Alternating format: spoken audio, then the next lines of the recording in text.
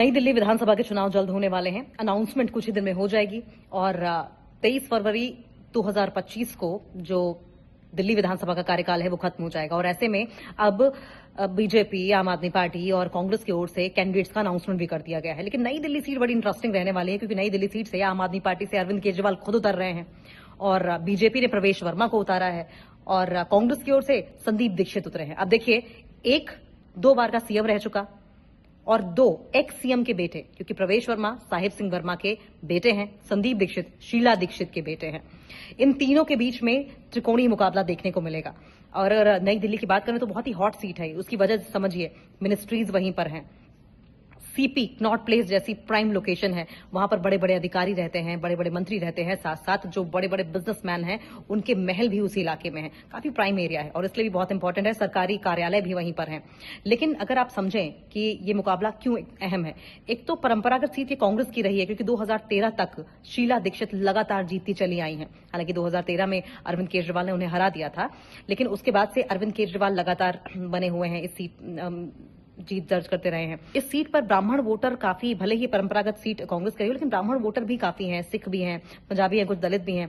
BJP ये सोच रही है कि जो बीजेपी का ये वोट है, वोट बैंक है, प्रवेश वर्मा सोच रहे हैं कि उन्हें इसका फायदा मिलेगा। हालांकि संदीप दीक्षित का ये सोचना है कि उनकी माता की, यानी कि शीला दीक्षित की जो लेगेसी है उसे भुनाने में वो कामयाब हो पाएंगे। हालांकि अरविंद केजरीवाल ये मानकर बैठे हैं कि पिछले 10 सालों में जो कुछ दिल्ली को दे पाए हैं उसके बिहाफ पर उन्हें दिल्ली की जनता वोट करेगी।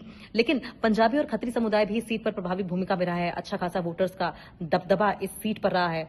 अब सवाल यह है कि इस त्रिकोणीय मुकाबले में फायदा किसको होगा, क्योंकि अगर पंजाबी और दलित वोटर बढ़ते हैं तो इसका क्या सीधा सीधा फायदा बीजेपी को होगा। अब जाति समीकरण की अगर बात करें तो ब्राह्मण समुदाय के वोटर्स की संख्या काफी ज्यादा है। बीजेपी का समर्थक इन्हें माना जाता है। प्रवेश वर्मा को सीधा फायदा मिल सकता है। लेकिन इससे इतर साहिब सिंह वर्मा की लेगेसी का फायदा प्रवेश वर्मा को मिल सकता है और संदीप दीक्षित की मां शीला दीक्षित यहां से 3 बार विधायक रही हैं, तो संदीप दीक्षित ये सोच रहे हैं कि दीक्षित परिवार का इस सीट से जो वोटर्स हैं उनका खासा अच्छा कनेक्शन है, तो संदीप दीक्षित को इस वोट बैंक का फायदा मिल सकता है।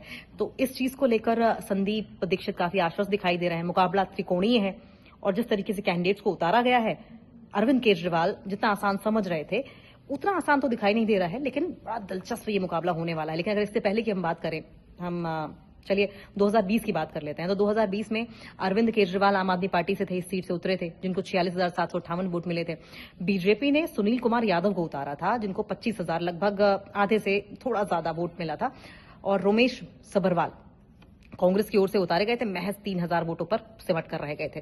और वहीं अगर हम 2015 की बात करें और पहले की बात करें तो 2015 में अरविंद केजरीवाल ही इस सीट से चुनाव लड़े थे, लेकिन बीजेपी से उनके सामने नुपुर शर्मा को उतारा गया था। नुपुर शर्मा भी हाल ही में काफी विवादों में रही थी और किरण वालिया कांग्रेस की ओर से उतारे गए थे। पिछले अगर हम 10 सालों की बात करें तो कांग्रेस का बहुत अच्छा जो प्रदर्शन है वो सीट पर रहा नहीं है। हालांकि ये सीट परंपरागत तरीके से अगर देखें 2013 के पहले तो कांग्रेस की ही थी। शीला दीक्षित लगातार इस सीट से जीत रही थी, उसके पहले बीजेपी थी और अब आम आदमी पार्टी है। देखिए, सबका एक एक टेन्योर आया है। अब देखना यह होगा कि कांग्रेस, बीजेपी और आम आदमी पार्टी में से कौन सी सीट नई दिल्ली की सत्ता के सिंहासन पर काबिज होती है।